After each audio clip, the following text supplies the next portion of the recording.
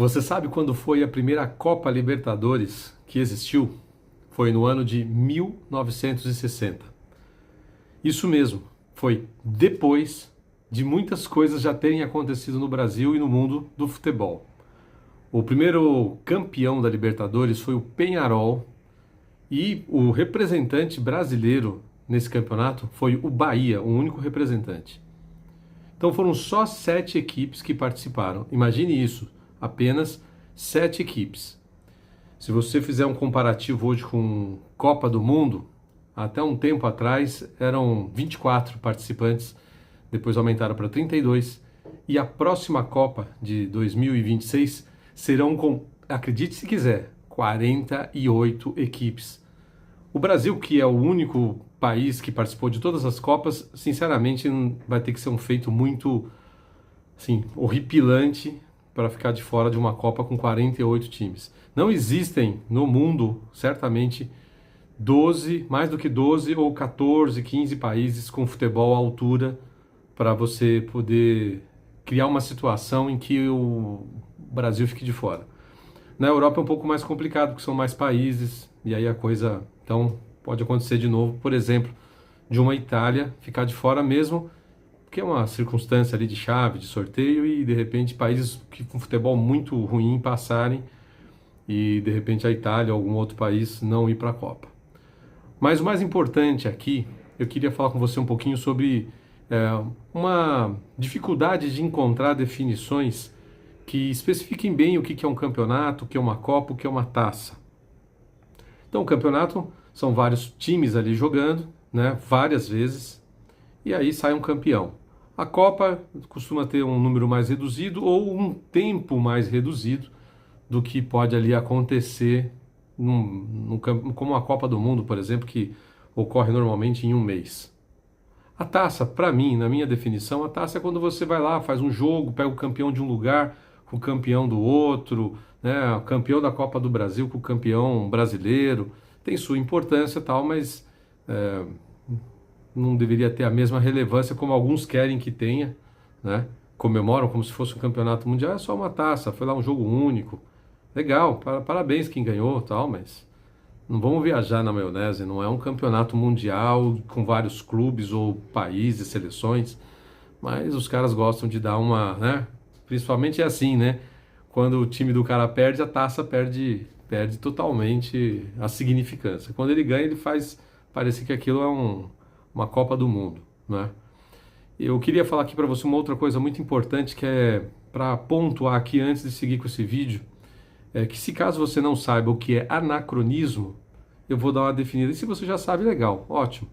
Mas as pessoas hoje em dia têm muito hábito de fazer uma análise, olhar para o passado com os olhos de hoje. Então pega lá um negócio que aconteceu há 40 anos atrás, 50 anos atrás, e olha com os olhares assim de quem está vivendo o mundo de hoje. Então, por exemplo, era muito difícil, primeiro campeonato, para você ter uma ideia só, a Copa de 1950 no Brasil teve 8 participantes.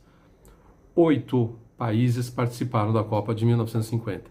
Era muito difícil, o pessoal saía de navio, não tinha voos comerciais como hoje, é muito fácil, pode ser caro ainda, mas é muito mais fácil atravessar o mundo hoje do que era há 70 anos atrás.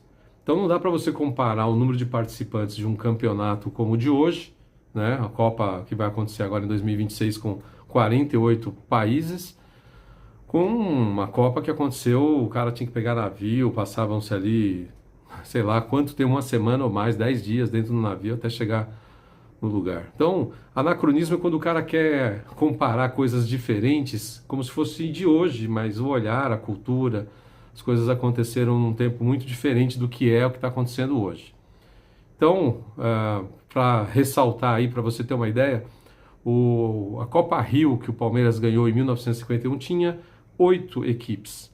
Somente dos 8 países que participaram da Copa de 1950, que o Brasil perdeu para o Uruguai, somente a Suíça não enviou representante. Então era meio que uma oportunidade do Brasil ali de replicar a Copa com clubes. E aí vieram times de todos os países, exceto Suíça, por isso o Brasil acabou ficando com 2 representantes, Vasco da Gama e Palmeiras. Senão teria sido um dos dois só, eu não encontrei nenhum dado que, assim, com segurança pudesse afirmar qual dos dois teria sido caso a Suíça tivesse mandado um representante.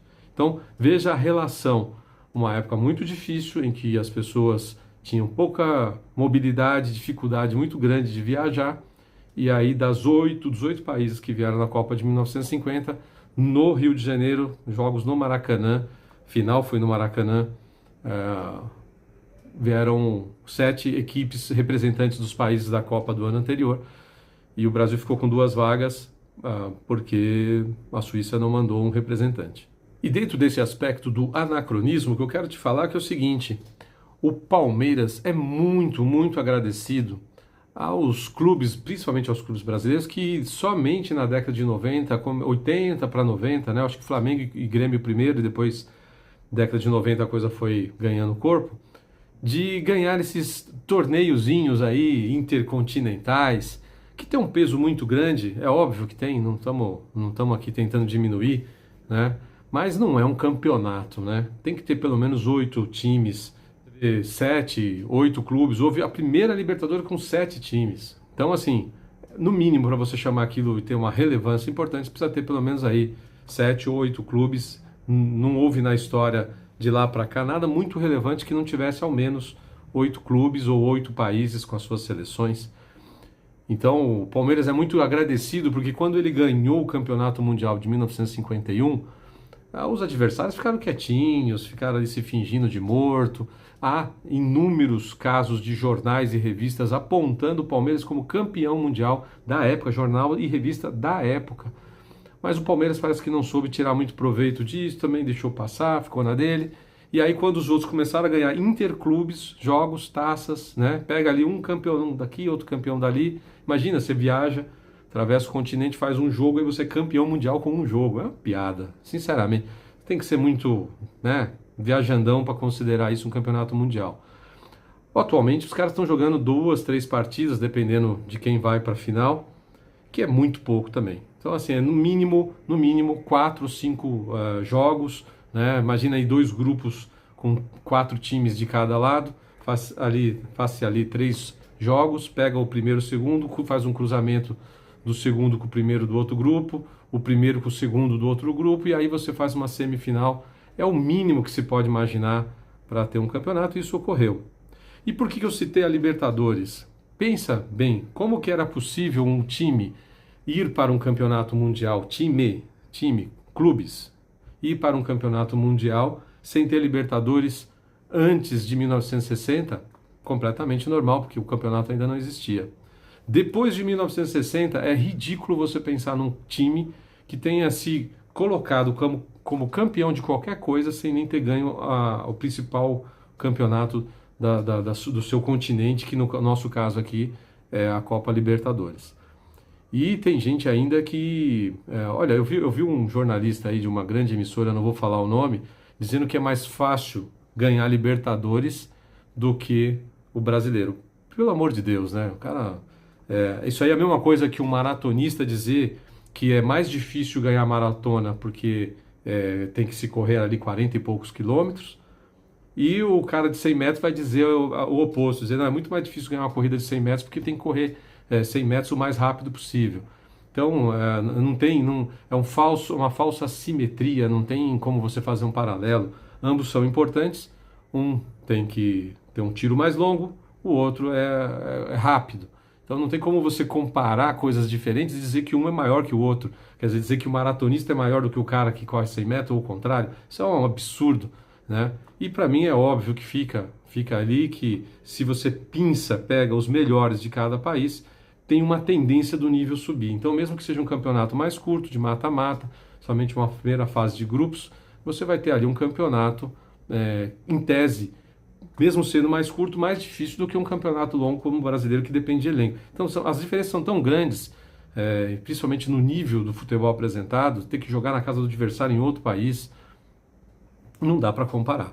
Pode não ser muito assim relevante a diferença, mas ainda assim me faz parecer que o nível do futebol por si só já diz que é mais difícil ganhar uma Libertadores do que ganhar um Campeonato Brasileiro, mas não estou tirando a importância do Campeonato Brasileiro. O Campeonato Brasileiro é dificílimo da maneira como como foi organizado, né? Você ganhar uma somatória de 38 rodadas, você chegar em primeiro, dá muito trabalho. A gente viu isso ano passado quando o Botafogo, mesmo estando com larga vantagem, acabou deixando passar.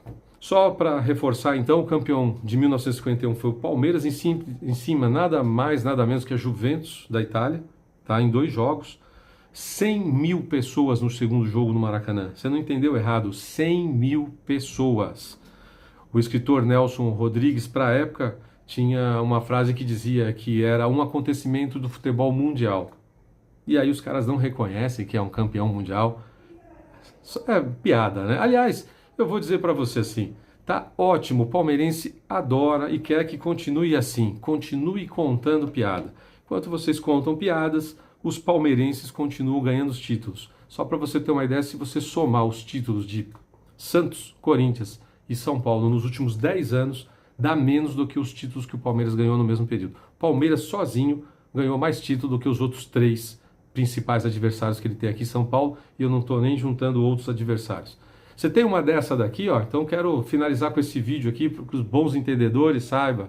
Aí, ó, única, sabe? Você pesquisar e você talvez não encontre mais para comprar. Eu tenho uma dessa e, sinceramente, quero dizer para vocês assim, palmeirense tá pouco se lixando que você fique contando piadinhas. Aliás, continue contando piadas. Enquanto isso, os palmeirenses vão continuar levantando taças. Isso sim é que é alegria. O Palmeiras faz a alegria de todos. Os bobões da vida ficam fazendo piadinhas sem graça, que a gente até dá risada, porque a gente é educado, e a gente fica feliz de tanto ganhar títulos. Espero ter conseguido fazer um apanhado meio rápido. Queria falar dos times que participaram, mas fica para um outro vídeo aí. Já acabou ficando um pouco longo. Um abraço e, ó, para bons entendedores,